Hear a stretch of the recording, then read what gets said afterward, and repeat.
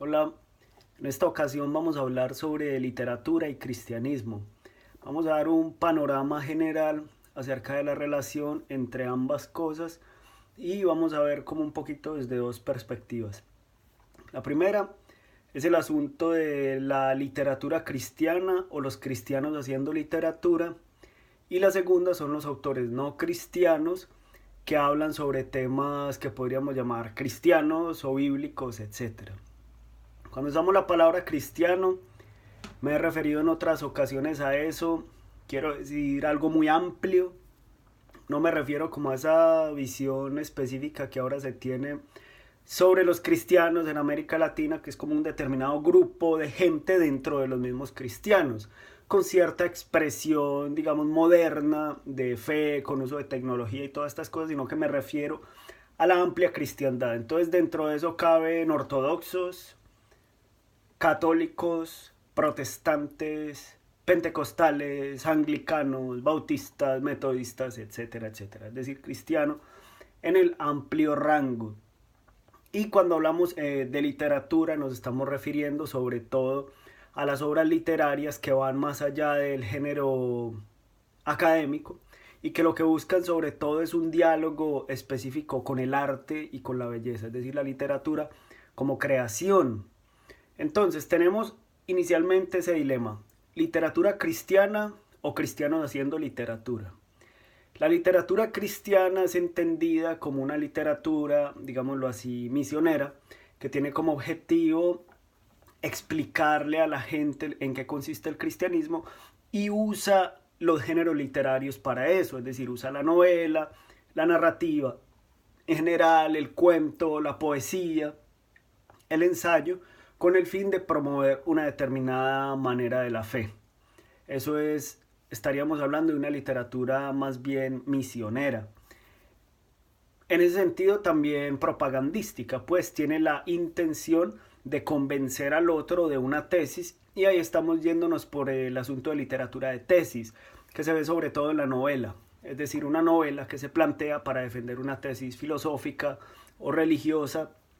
y para convencer a alguien de algo, es decir, persuasiva.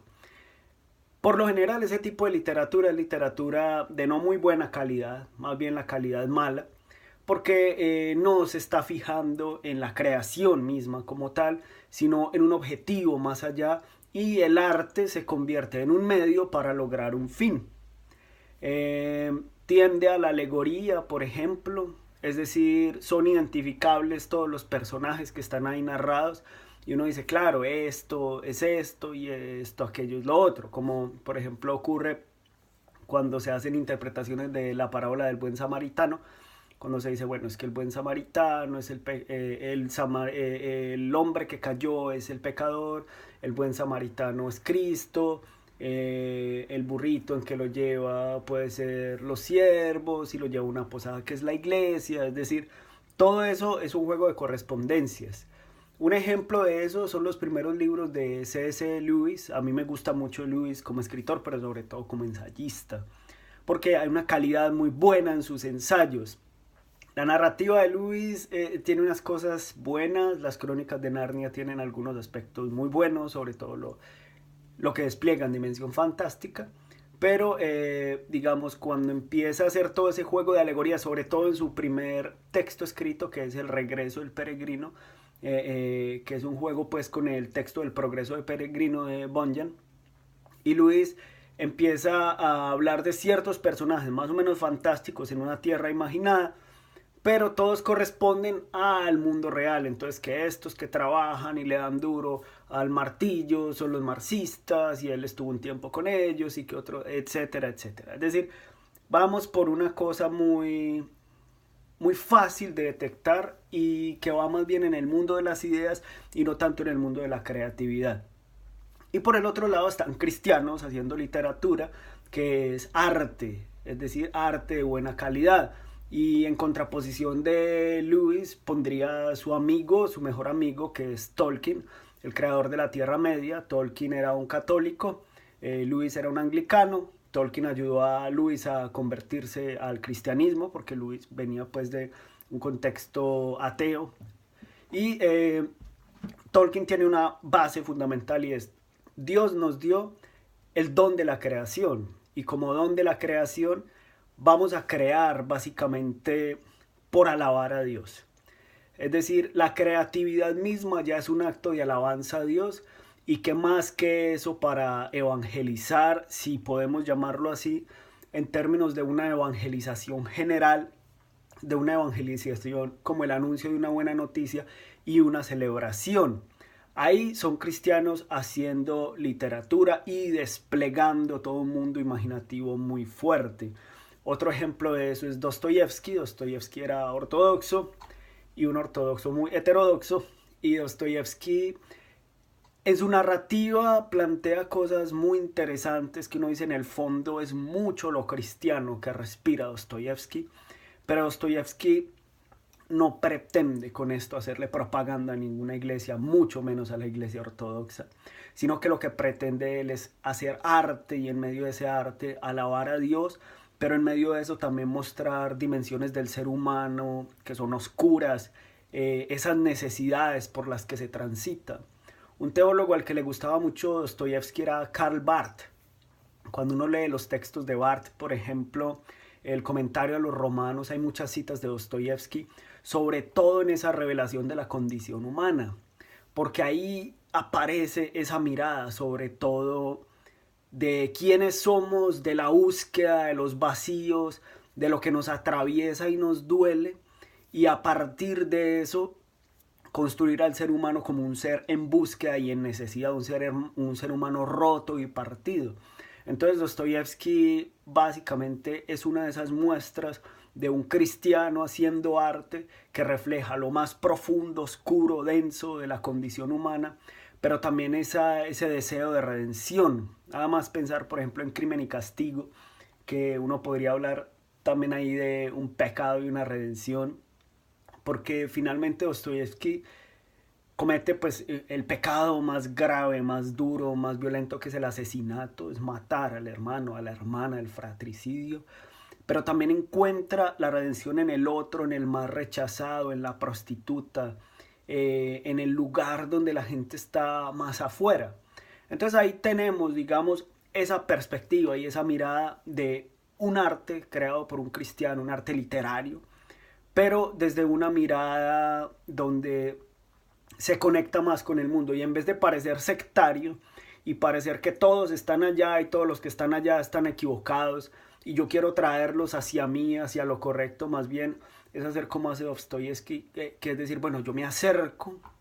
al otro desde su misma condición y mi misma condición, que es esa condición de oscuridad y de miedo, ¿cierto? Entonces eso es pues como un punto importante. Y la otra parte son los autores no cristianos que hablan sobre motivos cristianos, que es la segunda parte, pues, para mirarla así rápidamente. Y es que en mucha literatura aparecen motivos bíblicos, aparecen motivos teológicos, motivos de historia de la iglesia, personajes religiosos abordados por autores que no son cristianos. Claro, también es muy discutible ese no son cristianos porque hacen parte de una cultura cristiana o son herederos de ese mundo cristiano. Incluso el ateísmo es un fenómeno del cristianismo y es una consecuencia de algún modo de ciertos procesos históricos por los que ha pasado el cristianismo. Entonces ahí tenemos esa mirada también que es muy importante de rescatar, y autores en los cuales encontramos motivos con los cuales se puede dialogar desde la fe o desde la teología o desde el interés general por el mundo de las religiones, como por ejemplo el caso de Borges. En América Latina hay muchas citas de la Biblia. Borges decía, pues desde niño fue criado porque su abuela era protestante. Borges más tarde se consideró como agnóstico, pero ahí encontramos en Borges una recurrencia frecuente al mundo de la Biblia y en particular al mundo protestante. Eso es bien interesante. Tenemos a César Vallejo, por ejemplo, el poeta peruano, que en sus primeros libros, en Los Heraldos Negros y bueno, también en los últimos, en España, aparte de mí este cáliz,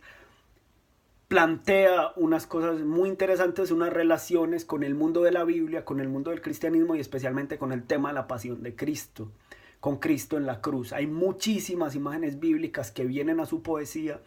a través de eso. En Vallejo vamos a ver pues la importancia que tiene el arte, digamos, general, el arte latinoamericano, todo ese barroco mezclado con lo indígena donde se enfatiza el sufrimiento y el dolor, releído a la luz de las experiencias propias del poeta, tanto personales como emocionales, políticas, incluso cuando Vallejo estuvo en la cárcel, y también políticas cuando Vallejo estuvo comprometido con las luchas libertarias en España, por ejemplo. Entonces ahí está otra mirada, y también aquellos que se oponen a la expresión cristiana como tal a partir de la literatura, pero cuyo tema central en algunos libros es precisamente lo cristiano. Tenemos a otro Vallejo, a Fernando Vallejo, el escritor colombiano, por ejemplo en La Virgen de los Sicarios, que es una novela sobre el proceso, digamos, del sicariato en Medellín, todos estos muchachos que son asesinos en las ciudades latinoamericanas y cómo tienen una religiosidad y una relación con el mundo simbólico religioso orientada, digámoslo así, hacia la destrucción del otro. Entonces está pues la típica imagen del joven de los barrios populares que va a rezarle a la Virgen, a María Auxiliadora en Sabaneta, un municipio cercano de Medellín, y a pedirle que le dé puntería para poder asesinar a otro.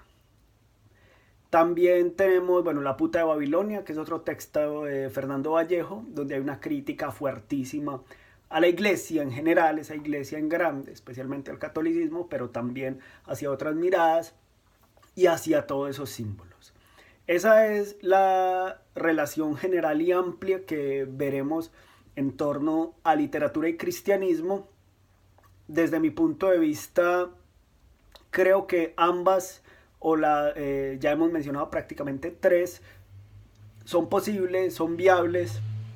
Yo me quedo obviamente con esta de cristianos haciendo literatura y haciendo literatura en un lenguaje ojalá no tan cristiano, ojalá no tan sectario. Es decir, no es la idea de tirar una red a ver quién cae en mi forma de ver el mundo, sino más bien hacer una obra literaria en torno a la cual nos identifiquemos como seres humanos, en medio del vacío, en medio del absurdo, en medio del dolor, pero también en la búsqueda y la construcción de sentido. En este curso pues vamos a enfocarnos en unas formas particulares que son más bien las formas expresivas de la mística cristiana como tal, como una de las expresiones dentro de todo lo que se puede hacer, y que vendría a ser una forma incluso que no pretende ser propaganda, pero que tampoco pretende ser arte puro. Es decir, es un modo de comunicación que busca encontrar en el otro aquello que es muy difícil de decir, porque la mística habla del misterio y Dios como misterio, y es aquello que es tan difícil de decir que necesitamos un lenguaje simbólico y transgresor para poder acercarnos. Pero dentro de todo este panorama general, cada uno de ustedes se puede enfocar y se puede interesar por algún autor en particular, por alguna mirada en particular, y ya iremos pues avanzando sobre estas búsquedas personales, que es lo que nos trae finalmente a pensar la cuestión del arte y la fe.